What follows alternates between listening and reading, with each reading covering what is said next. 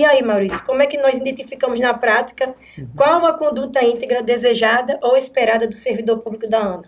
Existem ferramentas, instrumentos que o servidor pode se valer no dia a dia para atuar com integridade? Então, assim, primeiro dizer que o debate está muito interessante, estou gostando de ver, enfim, as interações e dizer o seguinte, a gente acaba saindo de uma ética profissional, individual, né, e trazendo isso para a coletividade. E eu acho que o grande mérito dos marcos de integridade está aí. Quando a gente pensa na gestão de integridade, a gente tem que olhar sobre 3 vieses. Um primeiro que é instrumental, e aí vem nessa pergunta sua de assim, quais seriam os comportamentos esperados, né? Então eu acho que só a partir do debate, da ampliação da discussão sobre os dilemas éticos, que a gente vai poder encontrar qual que é o comportamento esperado do servidor público.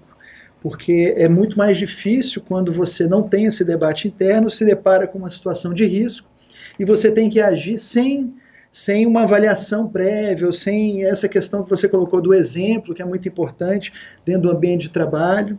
Então, a gente precisa realmente levantar isso. Tem a questão dos processos de trabalho, na verdade, a ética ela precisa ser alimentada todos os dias.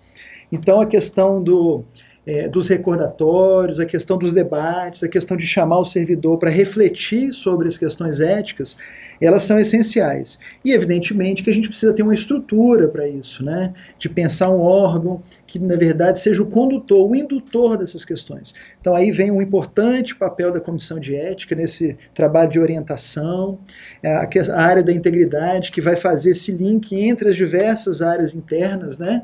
Responsáveis pela integridade, que não se limita à Comissão de Ética, a gente está falando de ouvidoria, a gente está falando da área de gestão de pessoas, que está preocupado com a trilha profissional. Então é muito importante a gente criar todo esse ambiente dentro dessas 3 dimensões para que realmente a questão da integridade ela entre. E aí, especificamente, a pergunta que você me fez, assim, como a gente poder, quais as ferramentas que o servidor dispõe para poder utilizar no dia a dia e ter essa orientação do qual caminho seguir. Existem algumas, né? Eu acho que a mais importante, a gente se referiu a ela o tempo todo aqui, é a definição de códigos de comportamento. Agora, códigos de comportamento não pode ser uma coisa que venha de cima da alta administração para baixo, para o chão de fábrica, para o dia a dia. Ela tem que ser construída de baixo para cima. Eu acho que a partir dos exemplos, a partir, enfim, desse debate interno dos referenciais, que a gente vai construindo essa ética coletiva, a gente vai construindo qual que é o comportamento esperado que cada servidor deve ocupar, né? Então, eu colocaria que o Código de Comportamento é esse grande referencial.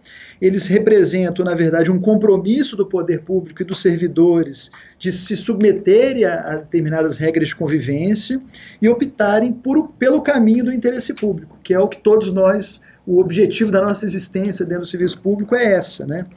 Então, esses códigos, eles devem ser claros, precisos, objetivos e, principalmente, eles devem apontar de forma precisa aqueles comportamentos dentro do que é possível, né, que são esperados. Então, situações concretas devem fazer parte desse código de comportamento.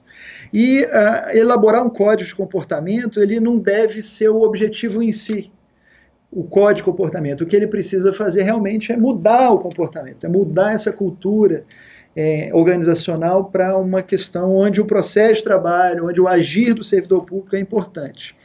A Ivy já trouxe alguns exemplos, e eu acho que eu vou trazer um que reflete um pouco isso. O código, por exemplo, pode definir procedimentos internos de como receber pessoas externas à agência dentro do ambiente de trabalho. Se a gente deve fazer uma pauta de reuniões, o que deve constar, se a gente deve receber um servidor ou um agente externo com outra pessoa do lado, e evitando aquelas situações que possam nos colocar, de repente, em uma posição de conflito ou de constrangimento. Então, eu acredito que isso é muito importante. Então, finalizando a ideia, assim, tornar efetiva a política de integridade, ela consiste em resgatar valores, então trazer esses valores e vivenciar essas boas práticas. Então, a gente não está falando de código no sentido apenas de trazer o mau exemplo, de trazer os bons exemplos e eles serem replicados no dia a dia. Isso permitirá seguramente que toda a sociedade, inclusive, acompanhe o que está acontecendo na administração, e isso vai gerar credibilidade, legitimidade às ações públicas. Eu acho que isso é um ótimo caminho para tornar a ANA, por exemplo, uma referência de credibilidade, dizer que a gente realmente está tratando com seriedade a questão dos recursos hídricos e do saneamento básico. Eu acredito que posso parar por aqui a minha questão sobre essa questão. Obrigado. Isso, Maurício. Eu acho que o Código de Comportamento é uma excelente ferramenta porque ele trabalha justamente os dilemas reais da agência, né, elegidos, né, eleitos pelos próprios servidores. Normativos gerais, como a gente falou lá na primeira pergunta, já existem, né?